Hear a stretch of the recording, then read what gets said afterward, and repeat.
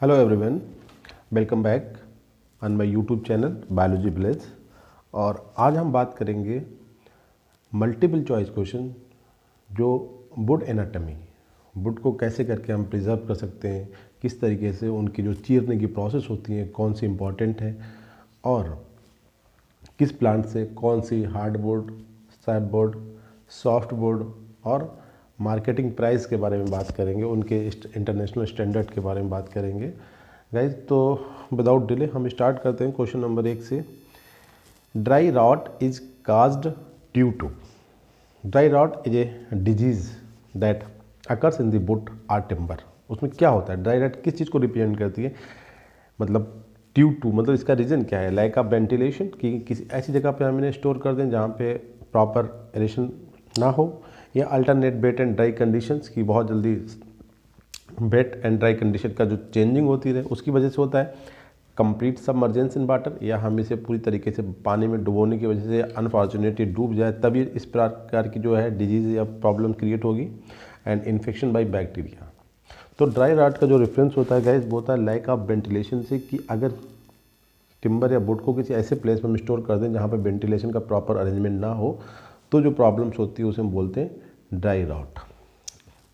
Next question में बात करते हैं, wood is impregnated with creosote oil. इस तरीके का आयल्स होता है और जो एंटी फंगल आयल होता है। तो क्लियर हो जाएगा इससे गाइस वुड को हम किस लिए, इसमें मतलब ट्रीटमेंट है एक टाइप का सीजनिंग की, हम कैसे करके प्रोटेक्ट कर सकते हैं वुड या टिम्बर को। और स्पेशली जब हम क्रियोसोट आयल में किसी वुड को या टिम्बर को इम्प्रेग्नेट करके रखते हैं तो इसका हमें किस चीज़ से प्रोटेक्शन के लिए ऐसा करते हैं, चेंज इन कलर, कि इसका कलर बदल लेना, प्रोटेक्ट अगेंस्ट फंजाई, फंजाई जो कि बहुत इंपॉर्टेंट पैथोजन होते हैं for the damaging of the would, या प्रोटेक्ट द एनुअल लेयर्स, जो इसके एनुअल लेयर्स हैं उनके प्रोटेक्शन के लिए हम ऐसा करते हैं, या फिल अप द जो पोर्स होते हैं उन्हें भरने के लिए हम क्रियोसोट आयल का इस्तेमाल करते हैं गाइस। तो करेक्ट आंसर जो इस रेफरेंस में है वो है प्रोटेक्ट अगेंस्ट फंजाई। हम फंजाई से बचाने के लिए वुड को क्रियोसोट आयल में इम्प्रेग्नेट मतलब उसकी पॉलिश कर देते हैं, उसे थोड़ा सा डिप करके रखते हैं।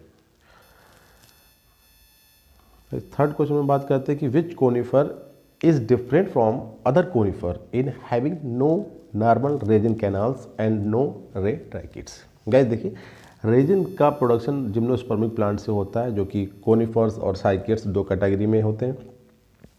बट कुछ ऐसे भी जिम्नोस्पर्म्स होते हैं जिसमें रेजिन कैनाल ज़्यादा डेवलप नहीं होती हैं। कहने का मतलब है नॉर्मल नहीं होती, मतलब कंप्लीटली डेवलप नहीं होती। और एक दूसरा फीचर है रेयर ट्रैकिट्स, क्योंकि जिम्नोस्पर्म जो टोनिफर्स हैं उसमें वेसल तो होती नहीं है, ओनली ट्रैकिट्स होती हैं। ट्रैकिट्स कुछ में टाइप होते हैं, रेयर ट्रैकिट्स, जेल ट्रैकिट्स, इस तरीके से। तो एक ऐसा जिम्नोस्पर्म आपको यहाँ पे नोटिस करना है आउट ऑफ 4 कि जिसमें ना तो नॉर्मल रेजिन कैनाल हो और ना ही रेयर ट्रैकिट्स हो, मतलब थोड़ा सा अनडेवलप्ड, लेस डेवलप्ड टाइप का जिम्नोस्पर्म आपको बताना है। कौन सा है, सीडोसुइगा, पाइनस, एबीज एंड अरेकेरिया गाइस। तो इसमें जो आंसर है वो है सीडोसुइगा, एक ऐसा जिम्नोस्पर्म है जिसमें नॉर्मल रेजिन कैनाल नहीं होती है और ना ही उसमें रेयर ट्रैकिट्स होती हैं। नेक्स्ट क्वेश्चन में बात करते हैं कि presence of axial parenchyma in which conifer is reported and act as a reliable diagnostic feature. देखिए ये भी उसी तरीके का क्वेश्चन है कि नॉर्मल कैनाल का ना होना एक आइडेंटिफाइंग, एक डायग्नोस्टिक फीचर है कि उस लकड़ी को हम आसानी से पहचान सकते हैं। दूसरे क्वेश्चन में ये कह रहा है कि एक ऐसा जिम्नोस्पर्म जिसमें एक्जाइल पैरेन्काइमा प्रेजेंस होता है, मतलब इसकी प्रेजेंस भी यहाँ पे एक आइडेंटिफाइंग फीचर्स, एक रिलायबल फीचर्स है जिसकी भी यहाँ पे हम इसकी वुड को पहचान सकते हैं आसानी से। तो ये जो फीचर्स होता है कि एक्जाइल पैरेन्काइमा की प्रेजेंस इस किस जिम्नोस्पर्म में पाई जाती है, इसमें ऑप्शन में है सिकोया, टैक्सोडियम, या फिर दोनों, या फिर एरेकोरिया। गाइस इसका जो करेक्ट आंसर है वो है सी, मतलब सिकोया एंड टैक्सोडियम दोनों ही, मतलब जो जिम्नोस्पर्म या कोनिफर्स हैं उनमें एक्जाइल पैरेन्काइमा पाया जाता है। That is helpful in the identification of the wood. Question number 5 में हम बात करते हैं, काफ़ी थोड़ा सा लेंथी क्वेश्चन है।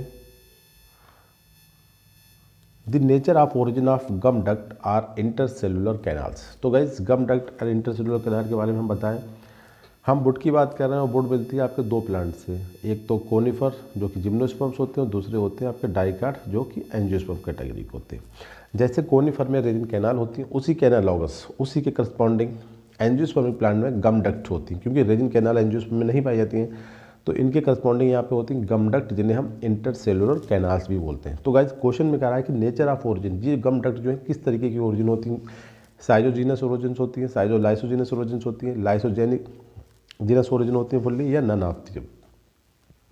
तो एंजियोस्पर्म में जो गम डक्ट होती हैं गाइस वो साइजोजीनस ओरिजिन की होती है। इसका मतलब होता है कि सेल के कंप्लीटली डिसोल्यूशन से नहीं बनती है, बल्कि सेल वाल के मिडिल लैमेला जो दो सेल के बीच में होता है और सेल की सेल वाल के सेपरेशन के अलग होने से जो कैविटी बनती हैं उन्हें हम कहते हैं साइजोजीनस इन ओरिजिन। तो एंजियोस्पर्म में पाई जाने वाली जो गम डक्ट हैं वो इसी तरीके की कैविटी हैं साइजोजीनस जिनकी ओरिजिन होती है कि सेल गैप, सेल वाल के सेपरेशन दो सेल के बीच में, सेल वाल के बीच में गैप हो जाए और मिडिल लैमेला में, तो जो इंटरसेलुलर स्पेस बनते हैं उन्हीं को हम गम डक्ट्स बोलते हैं।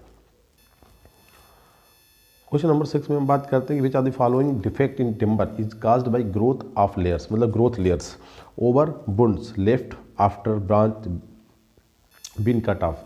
जब किसी प्लांट से हम ब्रांच को कट कर लेते हैं, सपोज कर लीजिए ये ब्रांच है और प्लांट को हमने ऐसे कट कर लिया, अब कंटिन्यूसली जो ग्रोथ हो रही है वो इनके ऊपर ग्रोथ लेयर बन जाती है यहाँ पे इस तरीके से। तो इस वाले जो डिफेक्ट हुआ ये कि वुड में प्रॉब्लम कर देता है, इसकी जो मार्केटिंग होती है जो कमर्शियल पॉइंट ऑफ व्यू से इट ए डिफेक्ट। तो ये डिफेक्ट की वजह क्या है? रप्चरिंग इसे कहा जाएगा, रिंग गाल कहेंगे, ट्विस्टेड फाइबर कहेंगे, या नन ऑफ द अबव। जो ब्रांचिंग कट ऑफ की वजह से जो डिफेक्ट होता है और due to the deposition of the growth layer, जो एनुअल लेयर्स बनती हैं, डेवलपमेंट होता है कंटिन्यूस, उनकी वजह से जो डिफेक्ट होता है उसे हम बोलते हैं रिंग गाल, और ये कमर्शियल डिफेक्ट है। क्वेश्चन नंबर 7 में हम बात करते हैं which are the following which is used for the classification of timber for seasoning purposes, मतलब किस वुड की सीजनिंग हो गई है या नहीं हुई है। इनके लिए एक IS स्टैंडर्ड जो है कोड है, ये रिप्रेजेंट करता है कि जो बताता है कि जो वुड्स है उनकी सीजनिंग के बाद की वुड है कि मतलब सीजनिंग जो आपने बताया ना एक प्रोटेक्टिव अप्रोच होती है सीजनिंग करना, कि वुड को किस तरीके से हम बेहतर बना लें, उसकी ड्यूरेबिलिटी, उससे बनने वाले जो मतलब easily workable by the carpentry. तो इस तरीके जो होता है ना सीजनिंग पर्पजेज को आइडेंटिफाई करने के लिए उसके बिहाफ पे जो क्लासिफिकेशन होता है उस पर एक इंटरनेशनल जो होता है इंडियन स्टैंडर्ड का कोड होता है। वो कोड क्या होता है जिससे ये क्लियर हो जाए कि सीजनिंग पर्पजेज से इस्तेमाल की जा सकती हैं। तो इसमें जो ISO कोड है वो आपका करेक्ट आंसर गाइस यहाँ पे IS 1141 से 1958, ये जो स्टैंडर्ड नेशनल कोड होता है इसे यूज़ करते हैं सीजनिंग पर्पजेज से।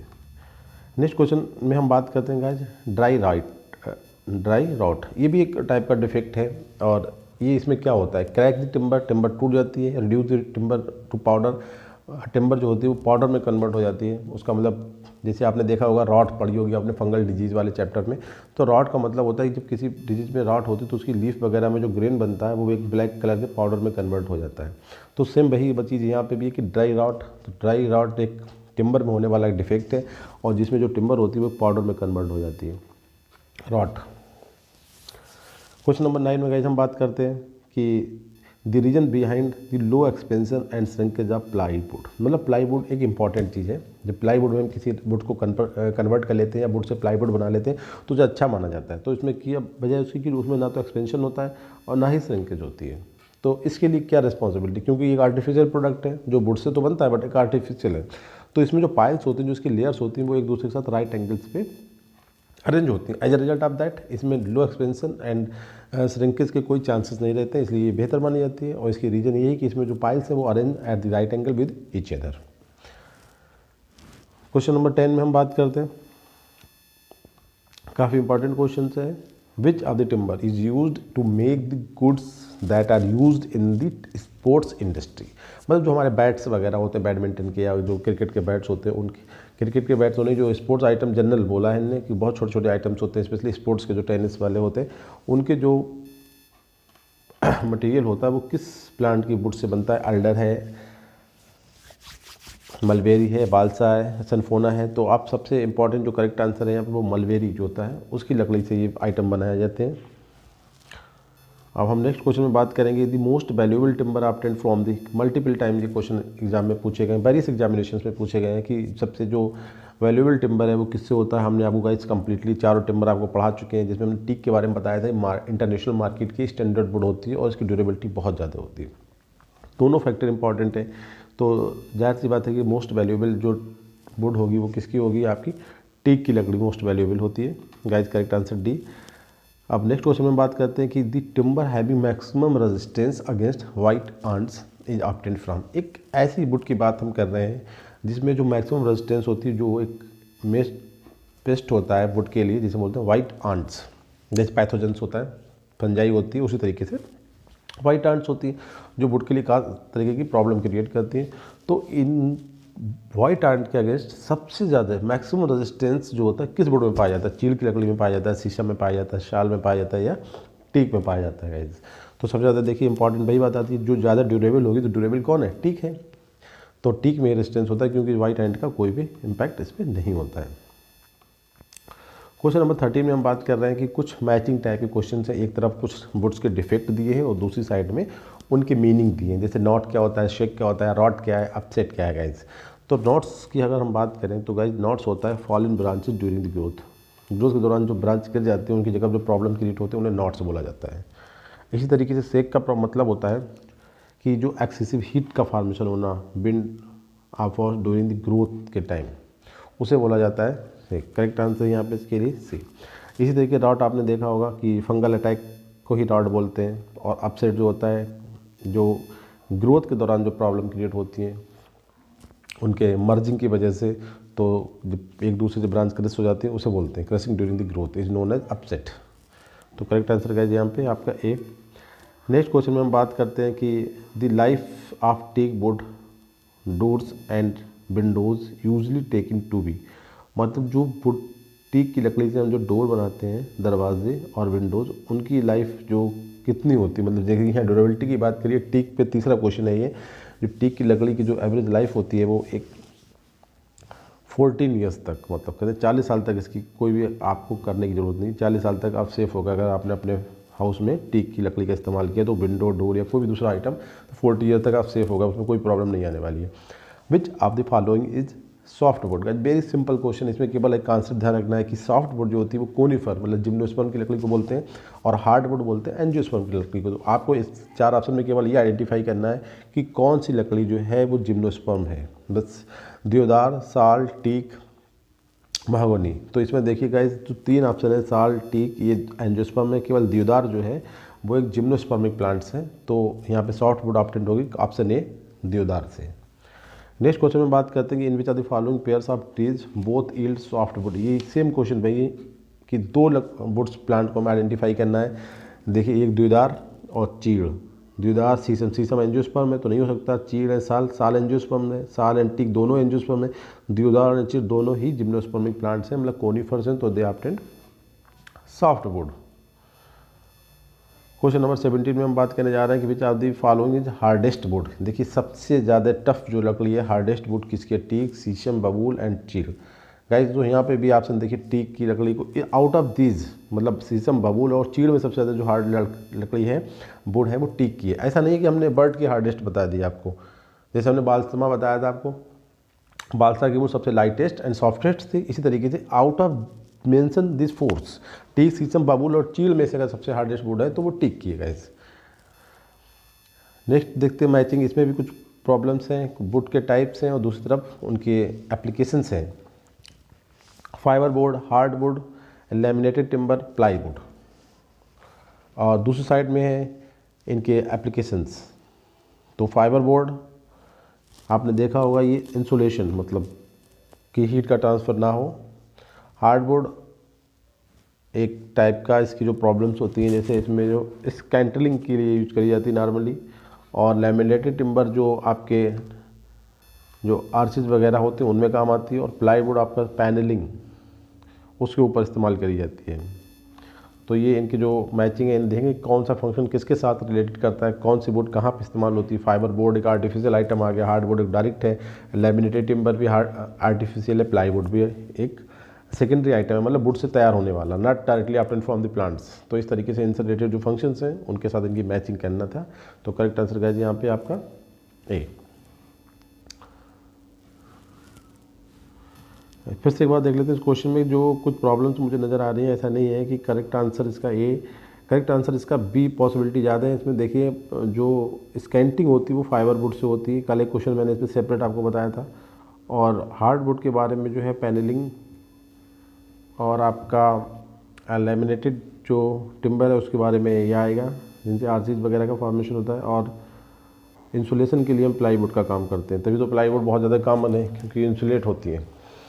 किसी चीज़ को कवर अप करने के लिए डिफरेंट टाइप के आइटम इस तरीके से जहाँ पे इंसुलेशन टाइप का वर्क हो। तो करेक्ट आंसर क्या है यहाँ पे आपका बी। या इस क्वेश्चन को एक बार फिर से आप लोग चेक करें कि करेक्ट आंसर क्या हो सकता है।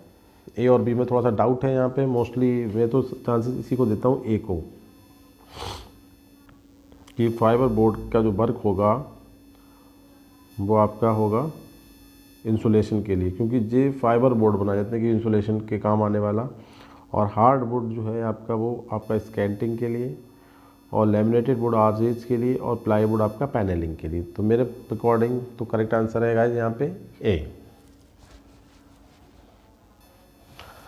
क्वेश्चन नंबर 9 में बात करते हैं प्लाई बोर्ड हैज़। देखिए इससे भी क्लियर हो जाएंगी कुछ चीज़ें ऊपर, अगर कोई यहीं पे डाउट रहा आपको, कि ply board has greater strength along the panel only, greater impact resistance, tendency to split in the plane of panel, none of the. Ply board की जो खासियत है वो क्या है, यहाँ पे ये बात कर रहा है कि प्लाई बोर्ड बनने के बोर्ड से जब हम प्लाई बोर्ड तैयार करते हैं तो ग्रेटर इम्पैक्ट रेजिस्टेंस, इस पर बहुत दूसरी चीज़ों के जो इम्पैक्ट होते हैं इसके अंदर उनके एक्सपेल करने की, उससे क्रिएट करने अपने अंदर एक रेजिस्टेंस की जो बात करते हैं वो बहुत होती है प्लाईवुड में।